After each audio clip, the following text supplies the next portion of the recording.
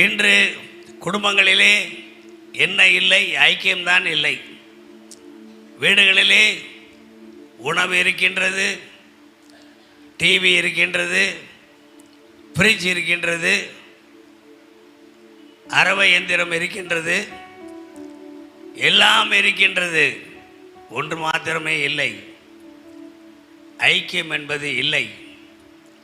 ஆகையால் கர்த்தர் அதை குறித்து இந்த அடிவன் அல்ல, இந்த அடிவன் உதடுகள் வழியாக பரிசுத்த ஆவியானவர் உங்களோடு பேசப் போகிறார். ஹல்லேலூயா. வழக்கம் போல் பாடலை பாடி செபித்து அதன் பிறகு கர்த்தருடைய வார்த்தைக்கு கடந்து செல்கின்றேன். Praise the lord. ஹல்லேலூயா. யாவரும் எழுந்திருப்போமா? இந்த பாட்டு ஒரு 2 நிமிஷம் பாட போறேன். பாடிட்டு உங்களை உடனே நான் உட்கார சொல்லுவேன். அதனால ரொம்ப நேரம் நிற்கணுமா பயந்துடாதீங்க. Price the lord. ஹல்லேலூயா. நதியோரம் உள்ள தோட்டம் போலே உன் வாழ்வை இயேசு செழிப்பாக்குவார். நதியோரம் உள்ள தோட்டம் போலே உன் வாழ்வை இயேசு செழிப்பாக்குவார். தாழ்மையோடு நீ இருந்தார் இயேசு கிருபையை தந்தருள்வார். நதியோரம் உள்ள தோட்டம் போலே உன் வாழ்வை இயேசு செழிப்பாக்குவார். பரவி செல்லும் ஆறுகளை போல் ஆசீர்வாதம் உன்னிலே பெருக செய்குவார். பரவி செல்லும் ஆறுகளை போல் ஆசீர்வாதம் உன்னிலே பெருக செய்குவார்.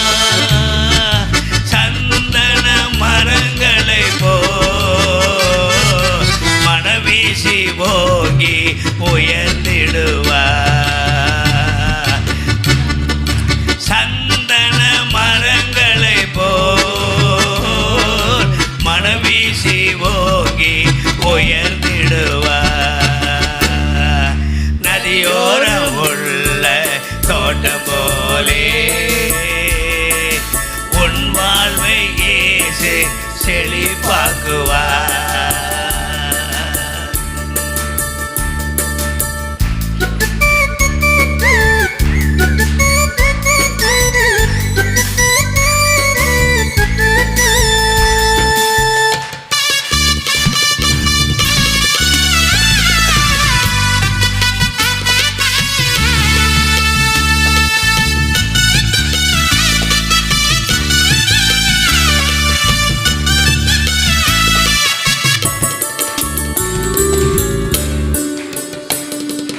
உன் சுக வாழ்வு சீக்கிரத்தில் துளிர்த்து காய்ந்து கனி தருமே. உன் சுக வாழ்வு சீக்கிரத்தில் துளிர்த்து காய்ந்து கனி தருமே. அதிகாலை சூரியன் போல் அதிகாலை சூரியன் போல் இயேசுவின் அன்பே உதித்திடுவே. அதிகாலை சூரியன் போல் இயேசுவின் அன்பு உதித்திடுவே. நதியோரம் உள்ள தோட்டம் போலே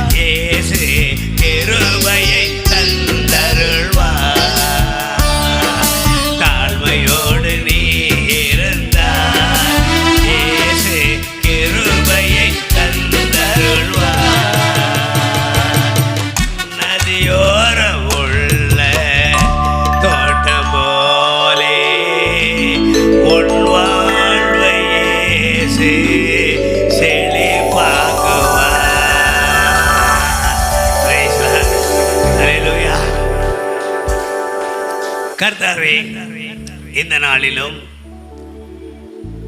இந்த சனிக்கிழமை அன்று உம்முடைய பிள்ளைகள் யாவரையும், தாசர்களையும் தாசர்களையும் இந்த சுகஜீவ பேராலயத்தின் சார்பாக இந்த அடியவனை இவர்கள் முன்பாக நிறுத்தி வைத்திருக்கக்கூடிய நேரத்திலே திரளாக வந்திருந்து உம்முடைய நாமத்தை மகிமைப்படுத்தும்படியாக இவர்களை கொண்டு வந்தீரே, நன்றி அப்பா.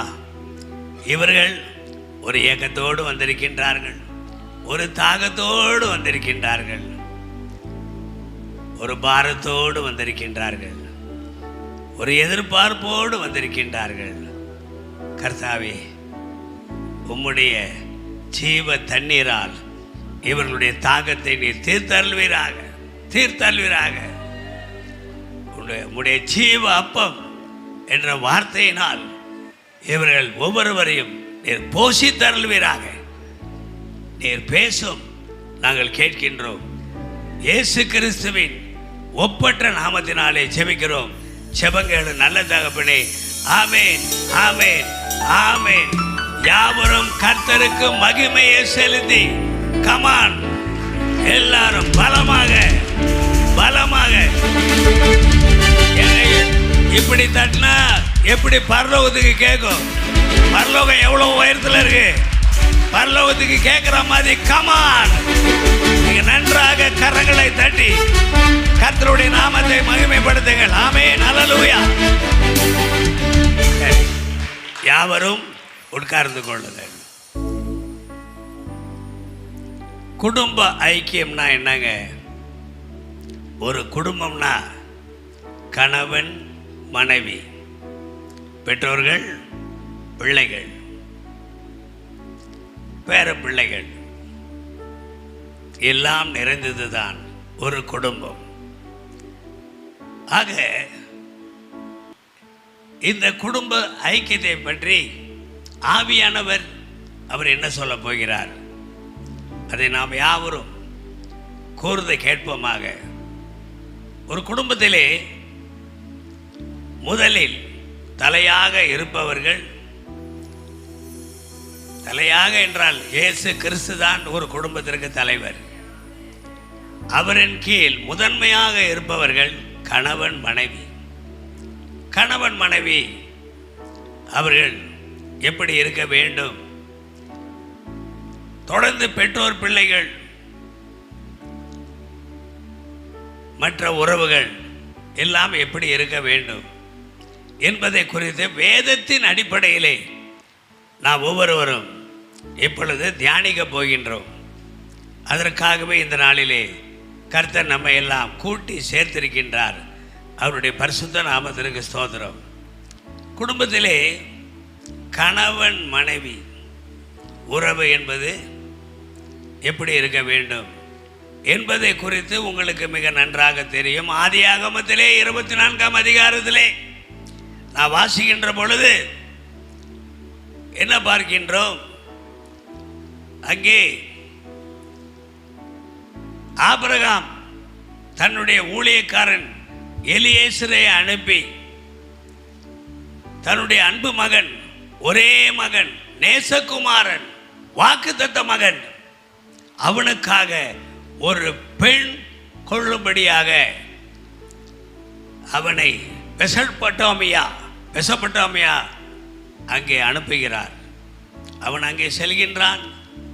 கர்த்தரிடத்திலே ஜெபித்து ஒரு அழகான பெண்ணை, ரெபேக்காள் என்பது அவருடைய பெயர், அவளை கர்த்தருடைய வழிகாட்டுதல்படி தேர்ந்தெடுத்து அவளை அங்கிருந்து அங்கே பாலும் தேனும் ஓடக்கூடிய கானான் தேசத்திற்கு, தன்னுடைய எஜமான் இருக்கக்கூடிய ஊருக்கு அழைத்து வருகின்றான்.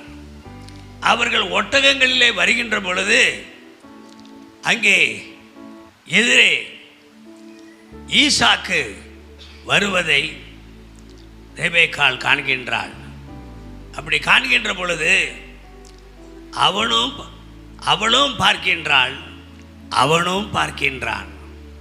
அந்த நேரத்திலே என்ன செய்துவிட்டு வருகின்றான் ஈசாக்கு என்பதை இங்கே நாம் 24ஆம் அதிகாரம் 63வது வசனத்திலே வாசிக்கின்றோம். ஈசாக்கு சாயங்கால வேளையிலே தியானம் பண்ண வெளியே போயிருந்து போய்விட்டு தன் கண்களை ஏறெடுத்து பார்த்து. நீங்க இப்போ எங்க இருந்து வரீங்க? வீட்டில இருந்து இங்க வந்திருக்கீங்க. எதற்காக வந்திருக்கீங்க? தியானம் செய்வதற்காக வந்திருக்கின்றீர்கள். அப்படித்தான் இங்கே ஈசாக்கு தியானம் செய்ய வந்து மீண்டுமாய் தன் வீட்டிற்கு கடந்து செல்கின்றான். அப்பொழுதுதான் எதிரே ஒட்டகங்களிலே தன்னுடைய தாதிமார்களோடு அங்கே ரெபெக்காள் வந்து கொண்டிருக்கின்றாள். யாக்கோபை பார்த்தவுடன் எலியேசரிடம் கேட்கின்றாள், யார் இந்த மனிதன் என்று. எலியேசர் எல்லாவற்றையும் ஏற்கனவே சொல்லியிருக்கின்றான். இப்பொழுது சொல்லுகின்றான், நான் சொன்னேன் அல்லவா, அந்த எஜமானுடைய குமாரன் அவர்தான் இந்த ஈசாக்கு என்று சொன்னவுடன் உடனே அவள் என்ன செய்கின்றாள்? முக்காடிட்டு கொள்ளுகின்றாள். முக்காடிட்டு ஒட்டகத்தை விட்டு கீழே இறங்குகின்றாள். என்ன ஒரு கீழ்ப்படிதல் பாருங்கள், என்ன ஒரு தாழ்மை பாருங்கள். இவர்தான் தன் கணவன் என்பதை அறிந்தவுடன் அவள் முக்காடிட்டு கொண்டு ஒட்டகத்தில் இருந்து கீழே இறங்குகின்றாள். எதிரே நடந்து வரக்கூடிய கணவனுக்கு முன்பாக தான் உயரமாக இருக்கக்கூடாது என்று அவள் அந்த ஒட்டகத்திலிருந்து இறங்கி வந்து அப்படியே பணிந்து குனிந்து அவனை வணங்குகின்றாள். அப்பொழுது மீண்டுமாய் எலியேசர் ஈசாக்கினிடத்திலே சொல்லுகின்றான், யார் அந்த பேரழகி என்று, யார் அந்த பேரழகி என்று அவரிடத்திலே சொல்லி அவளை எப்படி தான் கண்டெடுத்தேன், அந்த ரெபெக்காளை எப்படி கண்டெடுத்தேன் என்று விளக்கி சொல்லுகின்ற பொழுது இங்கே என்ன செய்கின்றான் ஈசாக்கு? என்ன செய்கின்றான்? அவளை தன் கூடாரத்திற்கு அழைத்து செல்கின்றான். வாசிமா அந்த 67வது வசனத்தை வாசிங்க. 67ஆம் வசனத்தை வாசிங்க. ஈசாக்கு ரெபெக்காளை தன் தாய் சாராளுடைய கூடாரத்துக்கு அழைத்து கொண்டு போய், தன் தாயின் கூடாரத்திற்கு அழைத்து கொண்டு போய் அவளை தனக்கு மனைவியாக்கி கொண்டு, அவளை தனக்கு மனைவியாக ஆக்கி கொண்டு அவளை நேசித்தான். அவளை நேசித்தான். அல்லேலூயா.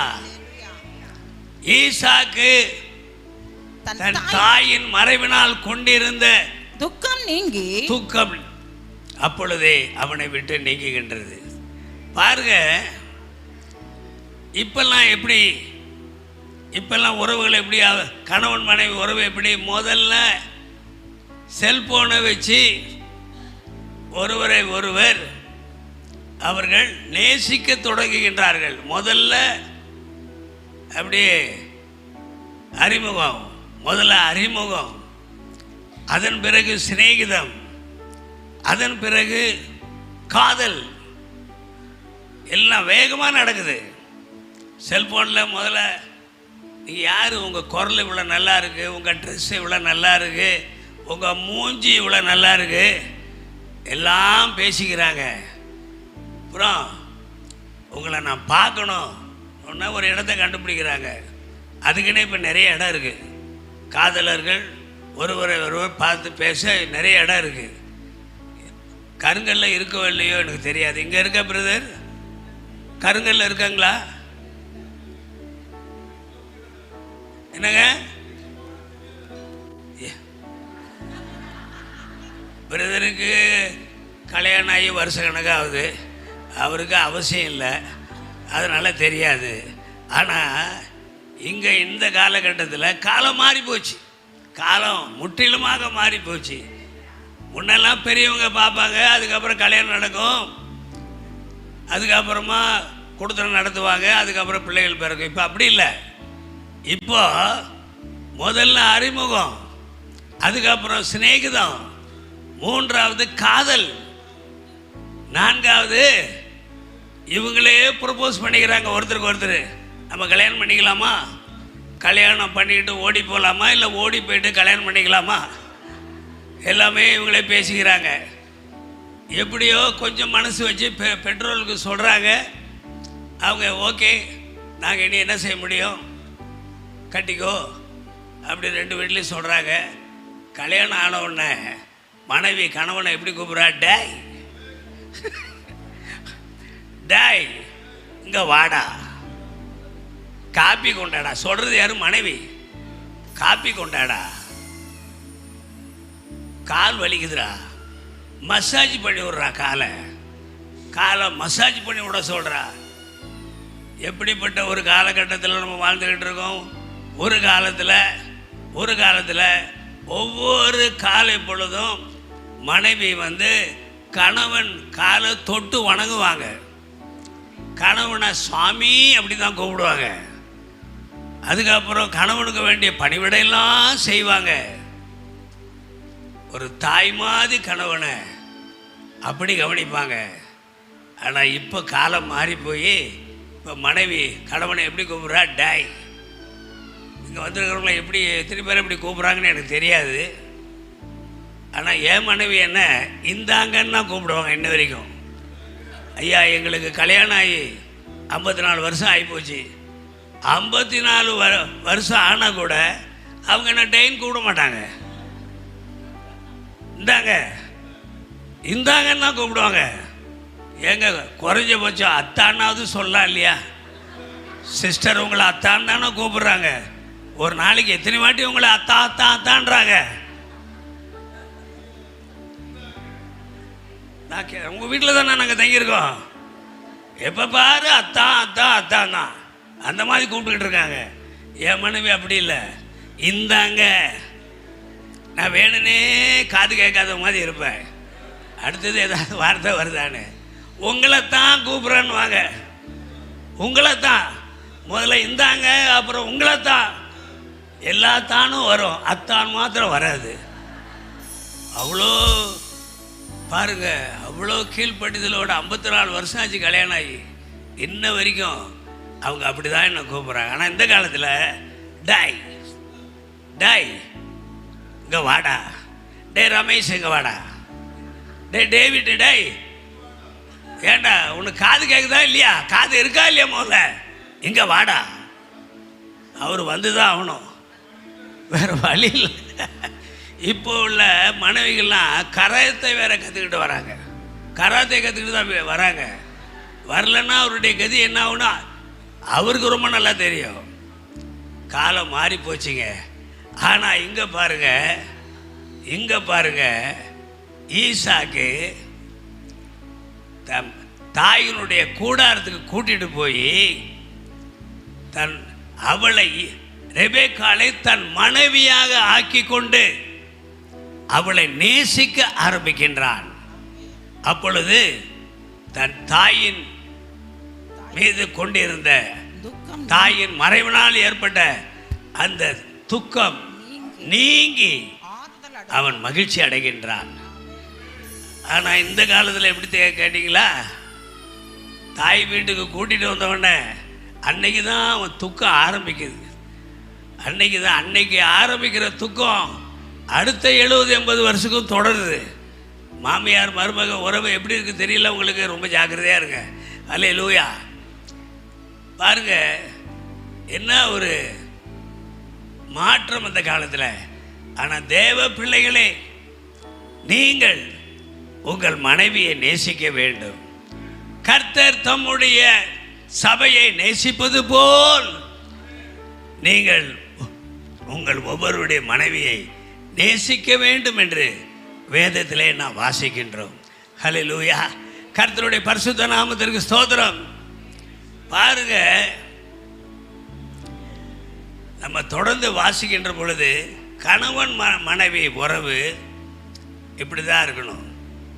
மனைவி கணவனுக்கு மிகவும் தாழ்மை உடையவளாக நடக்க வேண்டும். கணவனுக்கு அவள் கீழ்ப்படிந்து நடக்க வேண்டும். இன்னைக்கு நீங்களாம் ஒத்துக்க மாட்டீங்க.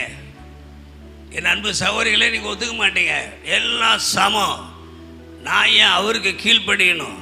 நான் மேல் படிவேன், ஆனால் கீழ்ப்படிய மாட்டேன். நீங்கள் சொல்லலாம், ஆனால் வேதம் சொல்லுகின்றது ஒரு மனைவி தன்னுடைய கணவனுக்கு கீழ்ப்படிந்து நடக்க வேண்டும். அங்கே வேதத்தில் 1 பேதுரு எடுத்து வாசிங்க, 3ஆம் அதிகாரத்தில் 6வது வசனத்தை எடுத்து வாசிங்க. என்ன சொல்லப்பட்டிருக்கு? அந்தபடியே சாராள் ஆபிரகாமை ஆண்டவன் என்று சொல்லுகின்றாள். அவனுக்கு கீழ்ப்படிந்து அங்கே நடக்கின்றாள். இதை நீங்கள் இந்த நேரத்திலே கவனத்தில் கொண்டு நினைவு கூற வேண்டும். சாராள் என்ன பண்றாங்க? ஆண்டவனே நான் கூப்பிட்றா. அந்த காலத்தில் தமிழ்நாட்டில் கணவனை சாமின்னு கூப்பிட்டா மாதிரி இங்க ஆண்டவனேன்னு கூப்பிட்றா ஆபிரகாம் சாராள். எவ்வளவு ஒரு கீழ்ப்படிதல், எவ்வளவு ஒரு தாழ்மை பார்த்தீங்களா? அவள் வேதம் சொல்லுகின்றது சாராள் ஆபிரகாமுக்கு கீழ்ப்படிந்து நடந்தாள். நாங்கள் பிரதர் வீட்டில் தங்கியிருக்கேன்.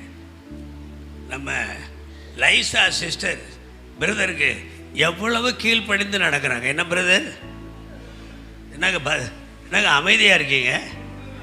சிஸ்டர், நீங்கள் கீழ்ப்படித்து தானே நடக்கிறீங்க. அங்கேயும் பதிலை காணும், இங்கேயும் பதிலை காணும். அப்போ எப்படி தான் நடக்கிறாங்க? ஆனால் சாராள் ஆபிரகாமுக்கு கீழ்ப்படிந்து நடந்தாள். ஹல்லேலூயா. இதை நாம் மனதிலே கொள்ள வேண்டும். ஹல்லேலூயா. கர்த்தருடைய பரிசுத்த நாமத்திற்கு ஸ்தோத்திரம். ஆமாங்க, கணவன் மனைவி உறவு இப்படித்தான் இருக்க வேண்டும். பெற்றோர் பிள்ளைகளுடைய உறவு எப்படி இருக்கணும்? எப்படி இருக்கணுங்க? பெற்றோர் பிள்ளைகளுடைய உறவு எப்படி இருக்கணும் சொல்லுங்க. பிள்ளைகள் பெற்றோர்களுக்கு பயப்படலன்னா கூட பரவாயில்ல, அவர்களும் தாய் தகப்பனுக்கு கீழ்ப்படித்து தான் நடக்க வேண்டும். ஒரு உதாரணம் சொல்கிறேன். ஆதியாகமத்தில் நம்ம பார்க்கும்போது 22ஆம் அதிகாரத்தில் அங்கே கர்த்தர் ஆபிரகாமை பார்த்து சொல்கிறாரு, உன் பிள்ளைய கூட்டிகிட்டு போய் எனக்கு பலி கொடுன்றாரு. மோரியா மலையில் பலி கொடுன்றாரு. எப்படி இருக்கும்? ஒரே மகன், நேசகுமாரன், உத்தமமான மகன். அவனை கூட்டிகிட்டு மோரியா மலைக்கு ஆபிரகாம் போகிறான். ஒட்டகத்தில் ஏற்றிக்கிட்டு போகிறான் அன்பு மகனை. வழியெல்லாம் அவனுக்கு எவ்வளோ கனவுகள், எவ்வளவு சோகங்கள் அவனுடைய இதயத்தை வாட்டி வதைத்து கொண்டிருக்கும். ஆனால் கர்த்தருக்கு தான் கீழ்ப்படிய வேண்டும் என்பதற்காக தன்னுடைய மகனை மோரியா மலைக்கு கூட்டிகிட்டு போகிறாரு. கூட்டிகிட்டு போய் அங்கே மகனை பலி கொடுக்க ஆயத்தமாகிறாரு.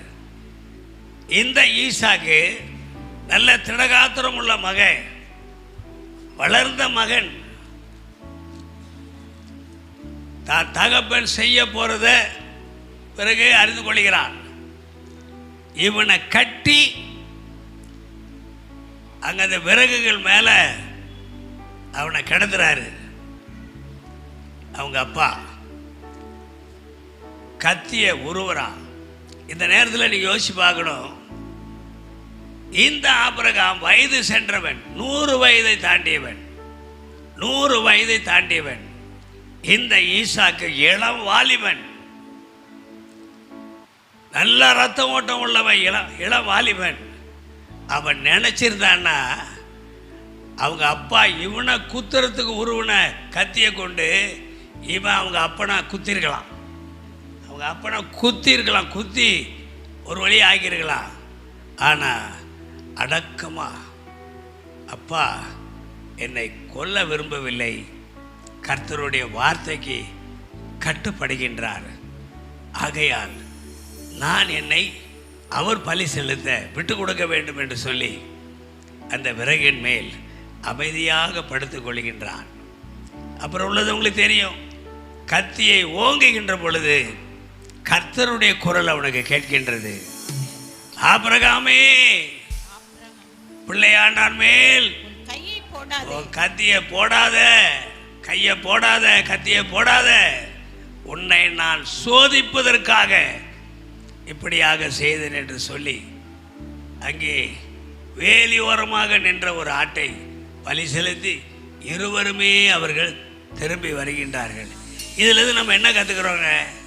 நீங்கள் பெற்றோர்களுக்கு கீழ்ப்படிந்தால் கர்த்தருடைய ஆசீர்வாதம் உங்கள் மேல் அளவில்லாமல் கடந்து வரும். ஹல்லேலூயா! கர்த்தருடைய பரிசுத்த நாமத்திற்கு ஸ்தோத்திரம். Price the Lord.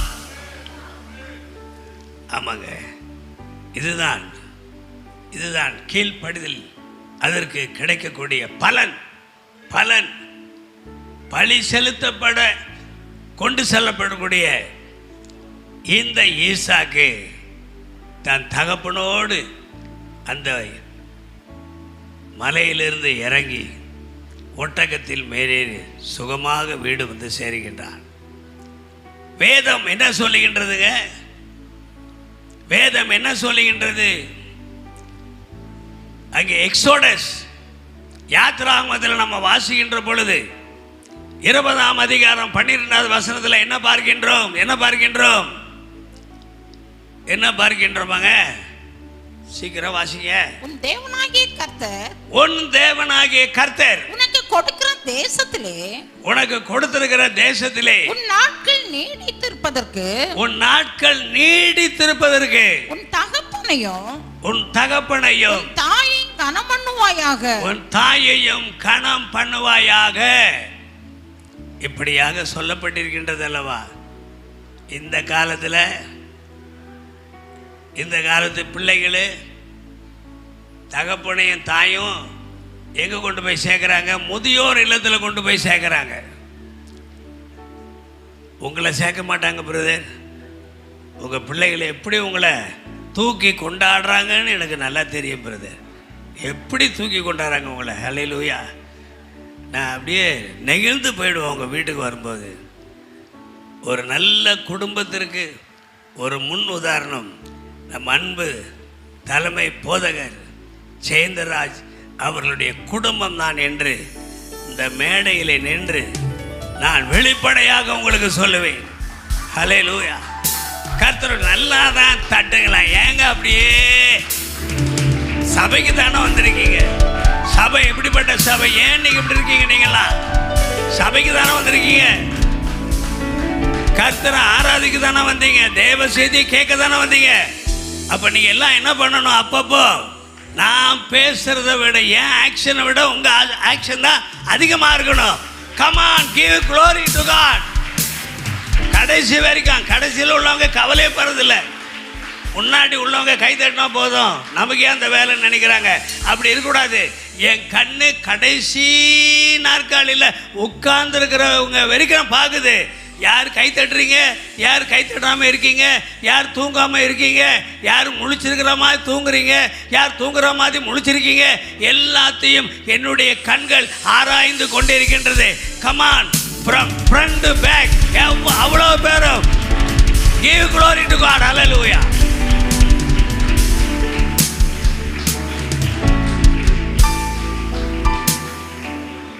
வேதத்தில் நம்ம வாசிக்கிறோம் கர்த்தரை பின்பற்றுங்கள் அப்படின்னு.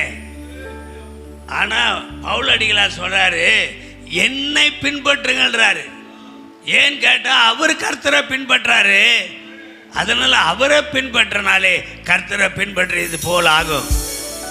அதனால ஒரு நல்ல குடும்பம் எப்படி இருக்க வேண்டும் என்பதற்கு நம்முடைய அன்பு சகோதரர் தலைமை போதகர் ரெவரண்ட் டாக்டர் ஜெயந்தராஜ் அவருடைய குடும்பத்தை நீங்கள் பின்பற்றுங்கள்.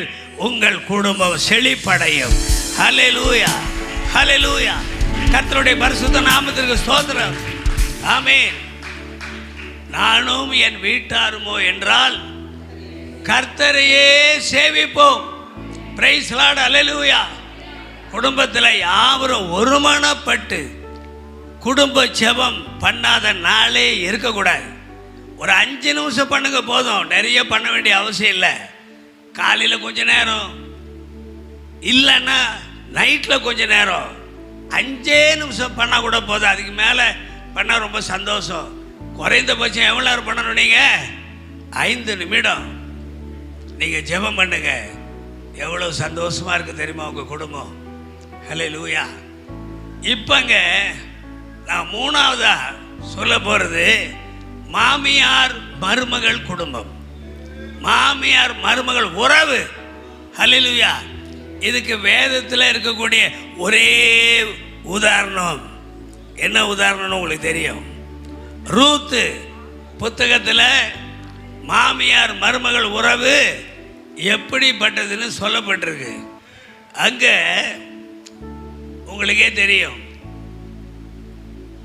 ரூத்து இன்னொருத்தி என்னம்மா, என்னங்க, ஓர்பாள். ரூத்து ஓர்பாள் நகோமியினுடைய 2 பிள்ளைகள், குமாரருடைய மனைவிகள். அந்த 2 பேரும் மரித்து போய் விடுகின்றார்கள். இப்போ இவங்களுக்கு அங்கே வேற வழி இல்லை. மோவாப் தேசத்திலிருந்து பெத்லகேம் தேசம் நோக்கி போகிறாங்க. அப்போ நகோமி சொல்கிறா, என் அன்பு பிள்ளைகளே, நீங்கள் தயவுசெய்து உங்கள் ஊருக்கு திரும்பி போங்க. அந்த எல்லைக்கு வந்தோடனே சொல்கிறா, உங்கள் ஊருக்கு திரும்பி போங்க. ஏன்னா என் கூட வந்து என்ன பண்ண போகிறீங்க? உங்கள் ஊருக்கு திரும்பி போங்க. போய் வேறு புருஷன்மார்களை கல்யாணம் பண்ணிக்கிட்டு குழந்தைகளை பெற்று நிம்மதியாக இருங்க. ஒருபாள் அழுவுறா, ஆனால் திரும்பி போயிடுறா. இந்த ரூத் என்ன பண்ற? முடியாது, நான் போக மாட்டேன், உங்க கூட தான் வருவேன், பெத்லகேமுக்கு தான் வருவேன், உங்க கூட தான் நான் வாழ்வேன், உங்க கூட தான் நான் மரிப்பேன் அப்படின்னு ஒரேபடியா சொல்றா. அப்போ அவளால் வேற ஒன்றும் சொல்ல முடியல. எடுத்து வாசிங்க, ரூத் 1ஆம் அதிகாரத்தில் 15வது வசனம் எடுத்து வாசிங்க. அப்பொழுது அவள், ஆமென், இதோ உன் சகோதரி தன் ஜனங்களிடத்திற்கு தன் தேவனிடத்திற்கு திரும்பி போய்விட்டாள், நீ உன் சகோதரியின் பிறக்கை திரும்பி போ என்றாள். ஆமென். அதற்கு ரூத்து, நான் உம்மை பின்பற்றாமல் உம்மை விட்டு திரும்பி போவதை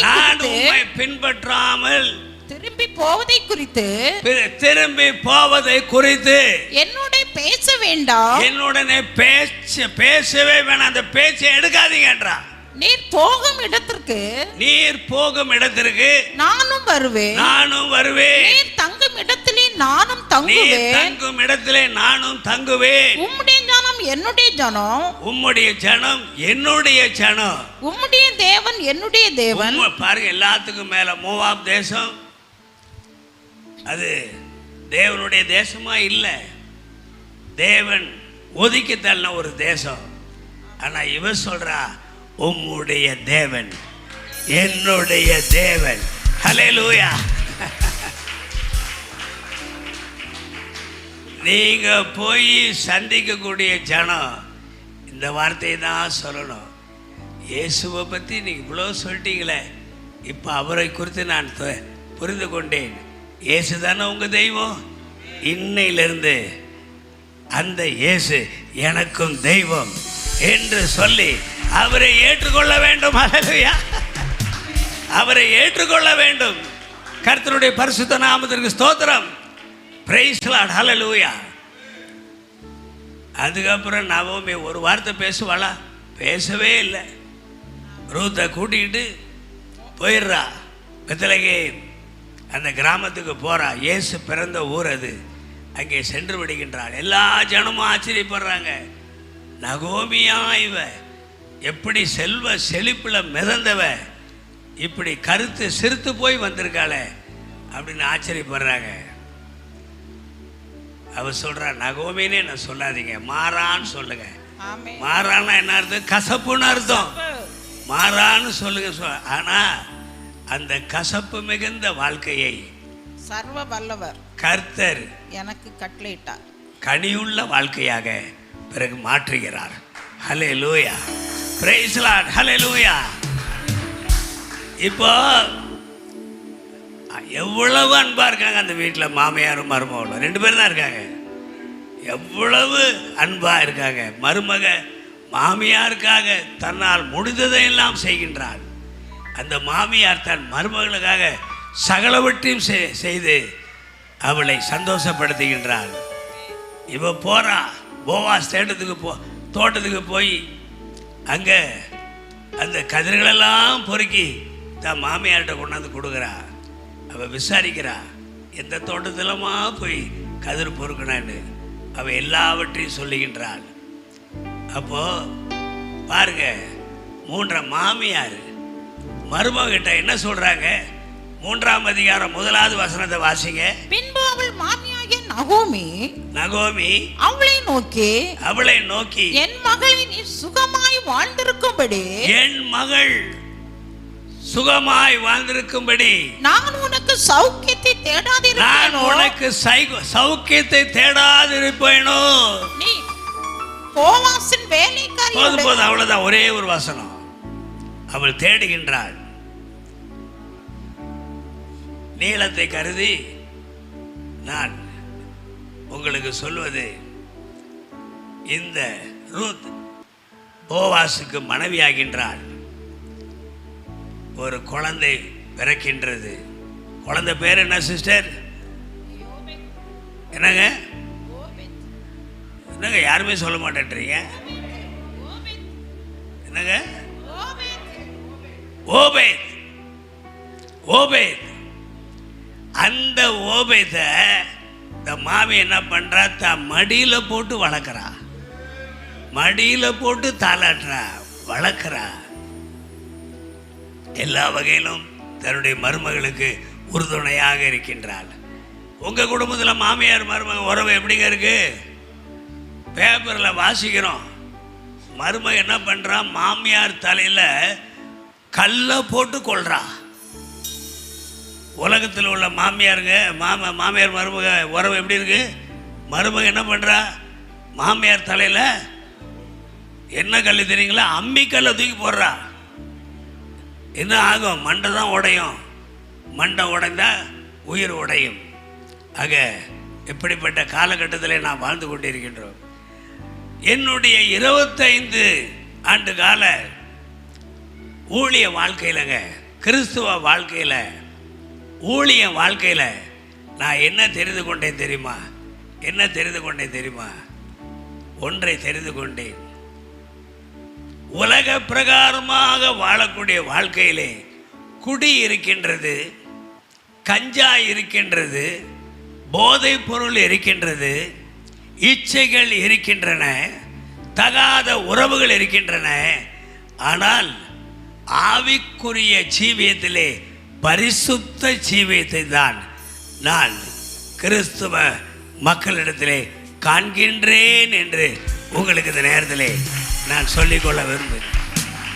நான் இதுவரைக்கும் எந்த பேப்பர்லையும் வாசிச்சதே கிடையாது. கிறிஸ்துவ குடும்பத்தில் ஒரு கொலை நடந்ததான் நான் பார்க்கல. மது அருந்து விட்டு வருகிறார்கள் என்று நான் பார்க்கவில்லை. ட்ரக் அடித்துக்கிட்டு வராங்க, அப்படிதான் தங்களுடைய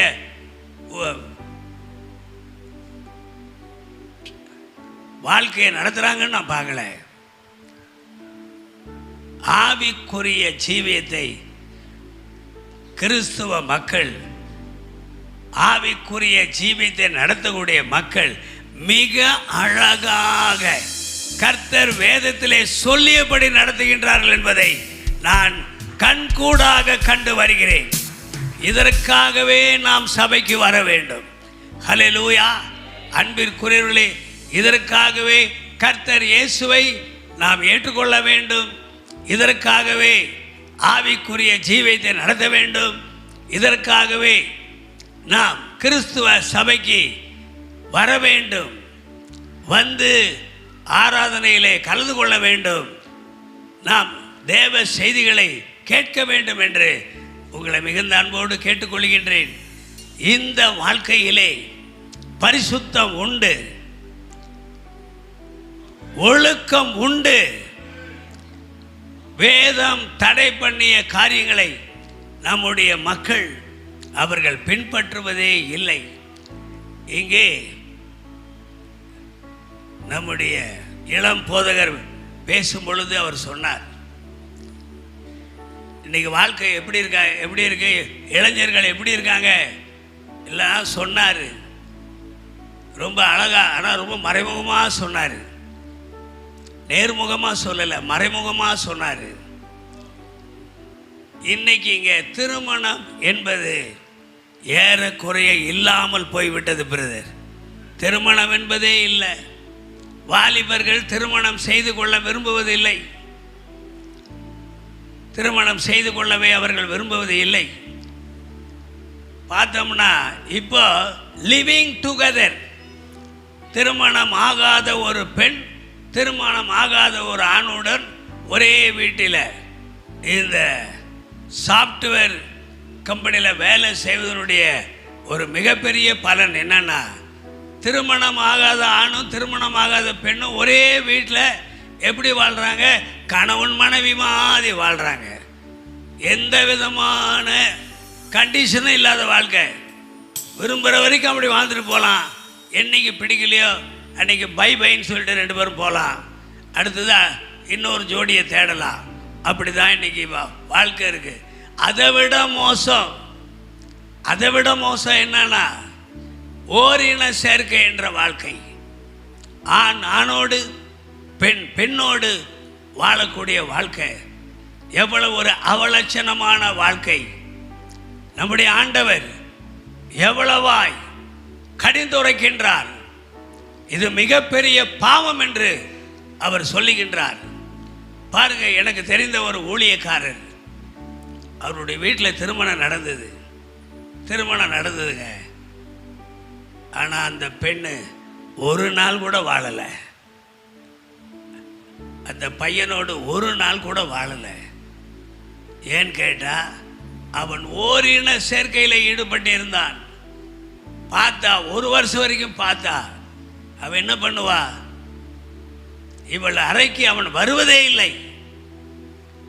பிறகு அவள் கண்டுபிடித்தாள், அவன் ஓரின சேர்க்கையில் ஈடுபட்டு இருக்கின்றான், ஹோமோசெக்சுவல் லைஃப்பை நடத்துகிறான்னு அப்பாட்ட சொன்னா. உடனடியாக விவாகரத்து நடந்தது. இன்று வரையிலும் அந்த மகள் தனியாகத்தான் வாழ்ந்து கொண்டு இருக்கின்றான். எவ்வளவு குடும்பங்களில் எவ்வளவு பிரச்சனை பாருங்க. ஆக பிரியமானவர்களே, இந்த மாமியார் மருமகள் உறவை பற்றி பேசும்போது இடையில இது ஞாபகம் வந்தது. உங்களோடு இதை நான் பகிர்ந்து கொண்டேன். நம்முடைய வாழ்க்கை அப்படி இருக்கக்கூடாது. பரிசுத்தம் உள்ள வாழ்க்கையாக இருக்க வேண்டும். ஒரே புருஷனோடு ஒரே மனைவியோடு வாழக்கூடிய வாழ்க்கை, முடிவு பரியந்தம் வாழக்கூடிய வாழ்க்கை இப்படித்தான் இருக்க வேண்டும். மாமியார் தன்னுடைய மருமகளை தன் சொந்த மகளாக ஏற்று தன்னுடைய அன்பையெல்லாம் அவள் மீது கொட்ட வேண்டும். உங்கள் குடும்பத்தில் அப்படி இருக்கா இல்லையான்னு எனக்கு தெரியல. இருக்குன்னு நான் விசுவாசிக்கிறேன். இல்லைன்னா இன்னையிலேருந்து அப்படி இருக்கட்டும் சொல்லி நான் ஜெபிக்கிறேன். ஹல்லேலூயா. அடுத்ததாக பார்க்குறோம், மாமியார் மருமகள் உறவு எப்படின்னா, மாமனார் மருமகன் உறவு எப்படி இருக்கணும்? பிரியமானவர்களே, மாமனார் மருமகன் உறவு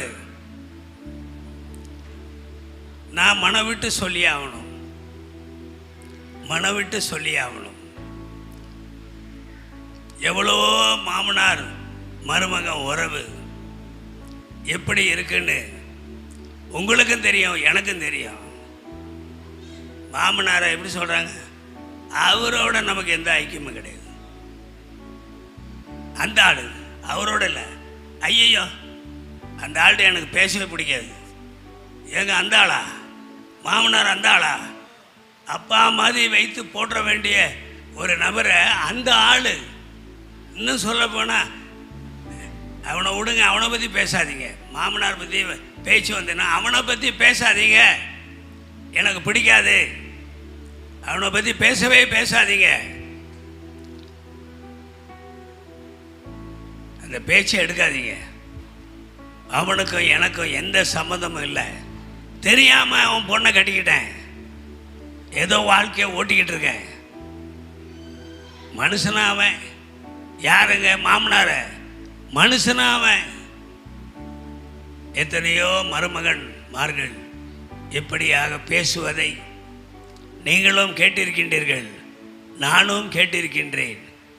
இங்கே வேதத்திலே என்ன சொல்லப்பட்டிருக்கிறது? வேதத்தில் நாம் யாத்திராகமம் 18ஆம் அதிகாரத்தில் மோசேக்கும் அவருடைய மாமனார் எத்தியோவுக்கும் உள்ள உறவை குறித்து நாம் இங்கே தியானிக்க போகிறோம். ஏன் பிரதர் எல்லாம் ரொம்ப சைலண்டாக இருக்காங்க? எதனாலன்னு எனக்கு தெரியலையம்மா, ரொம்ப இன்னைக்கு சைலண்டாக இருக்காங்க. இது என்ன மாதிரி உபவாசம்? மௌன உபவாசமா? அசையக்கூடாதா? நான் பேசி கொண்டிருப்பது இது ஆவிக்குரிய சபையா இல்லைன்னா இது சிஎஸ்ஐ சபையான்னு எனக்கு கொஞ்சம் டவுட்டாக இருக்குங்க. டவுட்டாக இருக்கு. அந்த அளவுக்கு நீங்கள்லாம் ஒரே சைலண்டாக இருக்கீங்க. இல்லைன்னா இதோட பேச்ச முடியான்னு நீங்கள் சொல்ல விரும்புகிறீங்களா? சொன்னீங்கன்னா போய் உட்காந்துடுறேன். கர்த்தாவே ஸ்தோத்திரம். இங்கே நம்ம பார்க்குறோம், என்ன பார்க்குறோம் அப்படின்னா 18ஆம் அதிகாரத்தில் அவங்க மாமனார் வராரு மருமகனை பார்க்க. அங்கே தன்னுடைய ஊரில் இருந்து எகிப்துக்கு வராரு. எகிப்தை தாண்டி வராரு. இப்போ வந்து அவர் பார்க்குறாரு. இப்போ நம்ம தொடர்ந்து இதில் கொஞ்சம் அதிக வசனங்கள் இருக்கு, இருந்தாலும் தியானிப்போம். 7வது வசனத்தை வாசிங்க. அப்பொழுது மோசே தன் மாமனுக்கு எதிர்கொண்டு போய் அவனை வணங்கி முத்தம் செய்தான். ஒருவன் பாருங்க, மாமனார முத்தம் செய்றாரு மருமகன். இந்த உறவு எப்படிங்க இருக்கு? உங்களுக்கு பிடிச்சிருக்கா இல்லையா? இந்த உறவு பிடிச்சிருக்கான்னு சொல்றவங்க மாத்திரம் கையை தூக்குங்க. ஆமென், அல்லேலூயா. பரவாயில்ல, எல்லாரும் தூங்கி எழுந்துட்டீங்கன்னு நினைக்கிறேன். கொஞ்ச நேரம் என்ன ரொம்ப நேரத்தோடு வந்திருக்கீங்க, கொஞ்சம் தூக்கம் வரதான் செய்யும். இது வரைக்கும் நீங்கள் தூங்குனீங்க, இனிமேலாவது முழிச்சிருப்பீங்களா? இனிமேலாவது சரி. அப்புறம் சிஸ்டர், அடுத்த வசனம் நீங்கள் வாசிக்கிட்டே போங்க. முத்தம் செய்தான். ஒருவரை ஒருவர் சுக செய்தி விசாரித்துக் கொண்டு கூடாரத்துக்குள் பிரவேசித்தார்கள். பின்பு மோசே கர்த்தர் இஸ்ரவேலின் நிமித்தமும். நீங்க வாசிக்கிட்டே போங்க, நிறுத்தவே நிறுத்தாதீங்க. நான் சொன்னால் ஒழிய என்னங்க அதுக்கு மேல வசனம் இல்லையா? பின்பு மோசே கர்த்தர் இஸ்ரவேல் நிமித்தம் பார்வோனுக்கு செய்த எல்லாவற்றையும் விவரித்து சொல்லுகின்றான். அல்லேலூயா. அங்க எகிப்து தேசத்துல இந்த பார்வோன் தங்களுக்கு என்னெல்லாம் செஞ்சான், பிறகு எப்படி அந்த தேசத்தை விட்டு நம்ம கடந்து வந்தோம், எல்லாத்தையும் ஒண்ணு விடாம சொல்லி அடுத்தது தங்களுக்கு நேரிட்ட எல்லா வருத்தத்தையும், ஆமென், கர்த்தர் தங்களை விடுவித்து ரட்சித்ததையும், ஆமென், மாமனுக்கு விவரித்து சொன்னான். கர்த்தர் அது எப்படிங்க சொன்னா? ஷார்ட் அண்ட் ஸ்வீட்டா சொன்னா, விவரித்து சொன்னான். இப்போ அவ்வளோ நேரம் அவங்க பேசிக்கிட்டு இருந்திருக்காங்க. நல்லா கவனிங்க. இப்போ மாமனாரை கண்டா மருமக 2 வார்த்தை பேசினாலே அவர் வாயிலேருந்து முத்து உதிந்துருமோன்னு பயந்து அதோட முடிக்கிறாரு. ஆனால் விவரித்து சொன்னா, அவ்வளவு நேரம் விளக்கமா சொன்னா பாருங்க. அடுத்தது கர்த்தர் இஸ்ரவேலரை எகிப்தின் கைக்கு தப்பவித்து அவர்களுக்கு செய்த சகல நன்மைகளை எத்ரோ சந்தோஷப்பட்டு. எஸ்ரோ என்ன பண்ணாரு? சந்தோஷப்பட்டார். தான் மருமகன் இவ்வளவு விளக்கமா, இவ்வளவு விவரமா, இவ்வளவு விவரித்து சொன்னதை பார்த்து மாமனாருக்கு சந்தோஷம் இல்லாம இருக்குமா? சொல்லுங்க, மாமனாருக்கு சந்தோஷம் இல்லாம இருக்குமா? அவர் சந்தோஷப்பட்டார். அப்புறம் என்ன ஆகுதுங்க? அவங்க மாமனார் பார்க்குறாரு தன் மருமகன் தன் ஜனங்களை எப்படி நடத்துறாருன்னு பார்க்கும்போது அவ்வளோ ஜனங்களும் இங்கே மோசே கிட்ட வந்து தங்களுடைய குறைகளை சொல்லுகின்றார்கள். எல்லாருடைய குறைகளை ஒரே ஆளா இந்த மோசே மட்டும்தான் கேட்டுக்கிட்டு இருக்காரு. கேட்டு இவர் என்ன பண்ணிடுறார், முடியும் போது எல்லாம் கேட்டு ஜனங்க சொல்லி முடியல, இவர் கேட்டு முடியல. சோர்வு வருமா வராதாங்க? சோர்வு வந்து விடுகிறது. சோர்வோடு இவர் கடந்து செல்கின்றார். எல்லாவற்றையும் அவங்க மாமா பார்க்குறாரு. பார்த்துட்டு மருமகனை கூப்பிட்றாரு. மருமகனை காலையிலிருந்து எப்படி ஜனங்களை நீங்கள் விசாரிக்கிறீங்கன்னு நான் பார்க்குறேன். பார்க்கும்போது ஒன்று தெரியுது எனக்கு, நீங்கள் செய்கிறது சரியில்லை, நீங்கள் செய்கிறது சரியே இல்லை. இப்படி இருக்கக்கூடாது, இப்படி இருக்கவே கூடாது. தொடர்ந்து வாசிங்க சிஸ்டர். மறுநாளிலே மோசே ஜனங்களை நியாயம் விசாரிக்க உட்கார்ந்தான். அடுத்த வசனம். ஜனங்களுக்கு அவன் செய்த யாவையும் மோசேயின் மாமன் கண்டு நீ ஜனங்களுக்கு செய்கிற இந்த காரியம் என்ன, நீ ஒன்றியாய் உட்கார்ந்திருக்கவும் ஆமென், ஜனங்கள் எல்லாரும் காலமே துவங்கி சாயங்காலம் மட்டும் உமக்கு முன்பாக நிற்கவும் வேண்டியது என்ன என்றான். அப்பொழுது மோசே தன் மாமன். அடுத்த வசனத்துக்கு போங்க. மாமன் சொல்றதா இங்க தேவை.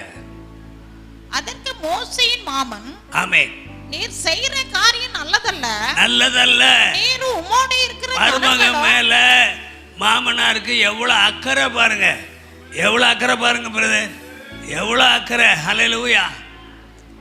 உங்க குடும்பத்திலே நான் பார்க்கிறேன்.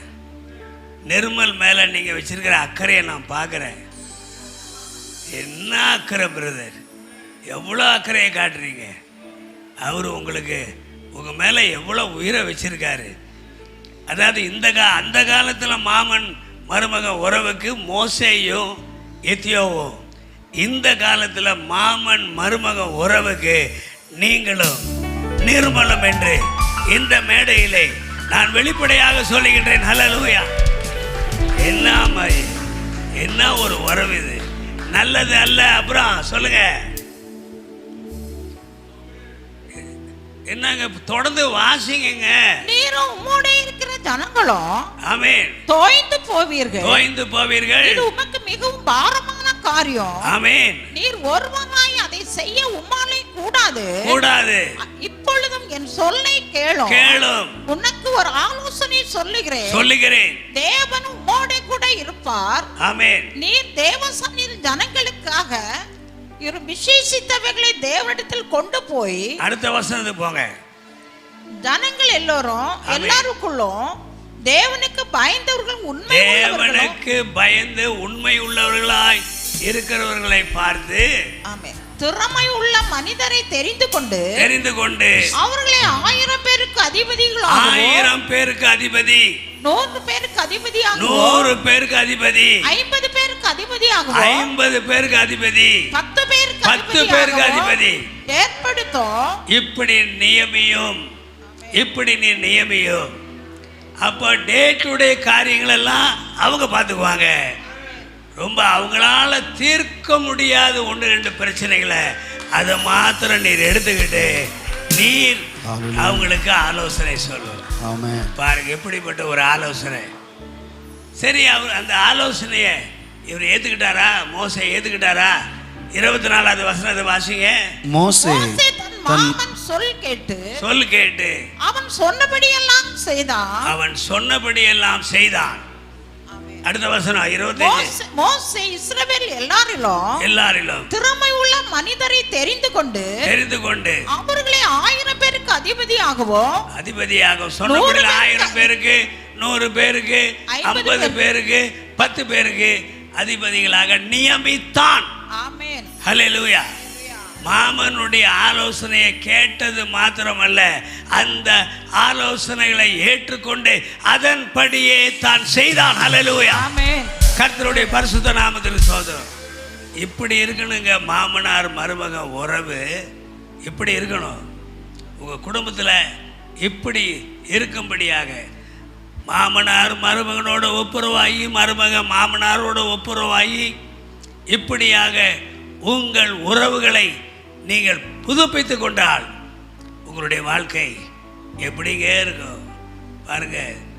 குடும்ப ஐக்கியம் ரொம்ப முக்கியம். குடும்ப ஐக்கியம் ரொம்ப முக்கியம். பாருங்க, நான் ஒரு குடும்பத்திலேருந்து வந்திருக்கேன். பிஜேபி குடும்பம்னா கேள்விப்படாதவங்களே இருக்க முடியாது. எங்கள் குடும்பத்தில் என்னுடைய 6 வயது முதல் என்னுடைய அண்ணாச்சிமார்களோடு நாங்கள் எல்லோரும் ஒரே வீட்டிலே நாங்கள் ஒன்றாக கூடி வாழ்ந்ததை குறித்து சில அனுபவங்களை உங்களோடு நான் பகிர்ந்து கொள்ள வேண்டும். நாங்கள் வறுமையில் இருந்த காலத்திலும் சரி, இன்று வளமான வாழ்க்கையை கர்த்தர் தந்த இந்த காலத்திலும் சரி, அந்த ஐக்கியத்தை நாங்கள் விடவே இல்லை. எங்கள் மூத்த அண்ணாச்சி அவர்கள் இப்படியாக எங்கள் குடும்பத்திலே இப்படிப்பட்ட ஒரு சகோதர ஐக்கியத்தை அவர்கள் உண்டாக்கினார்கள். தான் வேறு தன் சகோதரர்கள் வேறு என்று ஒரு பொழுதுமே அவர்கள் நினைக்கவே இல்லை. அவர்களுக்கு எப்படி அந்த பெரிய வீட்டிலே அவர்களுடைய போர்ஷனை ஏற்படுத்தினார்களோ, அவர்கள் குடியிருக்கக்கூடிய பகுதியை ஏற்படுத்தினார்களோ, அதே போன்று எனக்கும் அருமை இளையண்ணாச்சி அவர்களுக்கும் அப்படியே செய்தார்கள். அவங்க சீலிங்கில் என்ன மாதிரி பால் சீலிங் போட்டாங்களோ அதே தான் எங்களுக்கும். அவங்க வீட்டில் என்ன பெயிண்ட் அடித்தாங்களோ அதே பெயிண்ட்டு தான் எங்களுக்கும். அவர்கள் அறையில் என்ன கட்டில் போட்டாங்களோ அதே கட்டில் தான் எங்களுக்கும். அவர்கள் டைனிங் ரூமில் என்ன டைனிங் டேபிள் போட்டாங்களோ அதே டைனிங் டேபிள் தான். அதே போல் எங்கே போனாலும் 3 சகோதரர்களும் ஒரே மாதிரி கோட் போட்டுட்டு போவோம். பார்க்குறவங்களாம் ஆச்சரியப்படுவாங்க, என்னடா அது 3 பேரும் இப்படி ஒரே மாதிரி ஒரே கலரில் ஒரே டிசைனில் தலையிலிருந்து கால் வரைக்கும், காலில் போடுற சாக்ஸ் வரைக்கும் எல்லாம் ஒரே மாதிரி இருக்கும். 3 பேருக்கும் ஒரே மாதிரி வாங்கணும். 3 பேருக்குமே அம்பாசடர் தான், ஒரே மாதிரி வாங்கணும். எல்லாம் எங்கள் அன்னிமார்களுக்கு என்ன மாதிரி புடவை எடுக்கிறாங்களோ அதே மாதிரி என் மனைவிக்கும் புடவை எடுப்பாங்க. எங்கள் அன்னிமார்களுக்கு என்ன நகை வாங்குறாங்களோ அதே மாதிரி தான் எங்களுக்கும் நகை, என் மனைவிக்கும் நகை வாங்குவாங்க. ஒரு வித்தியாசமும் கிடையாது. அதனால தான் உலகம் முழுவதுமே ஒற்றுமைனா பிஜேபி குடும்பம் மாதிரி ஒற்றுமையாக இருக்கணும்.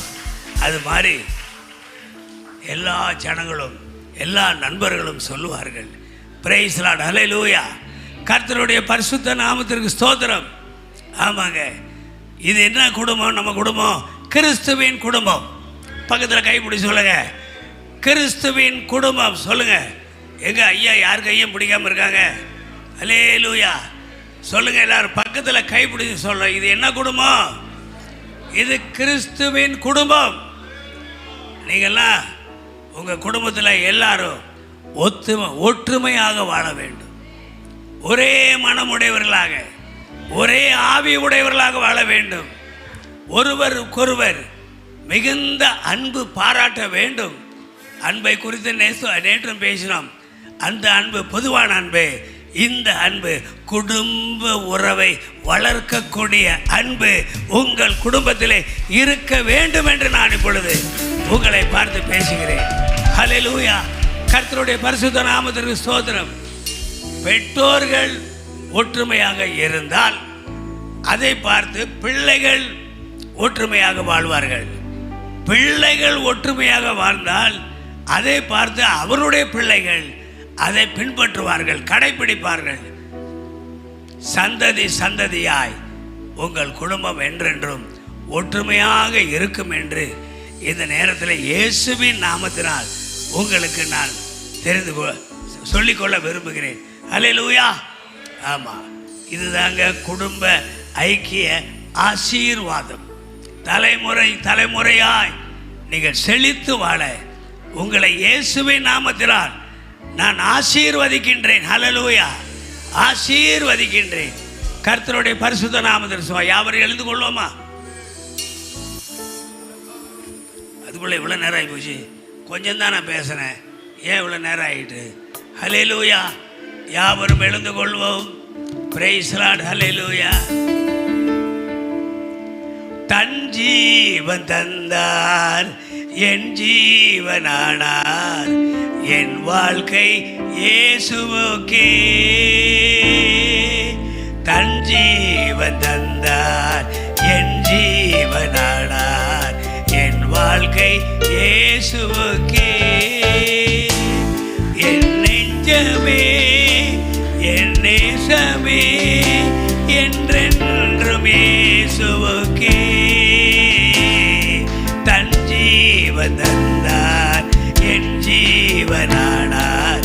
என் வாழ்க்கை இயேசுவுக்கே. நிம்மதி இல்லாத இந்த உலகில் இன்னல்கள் வந்தாலுமே,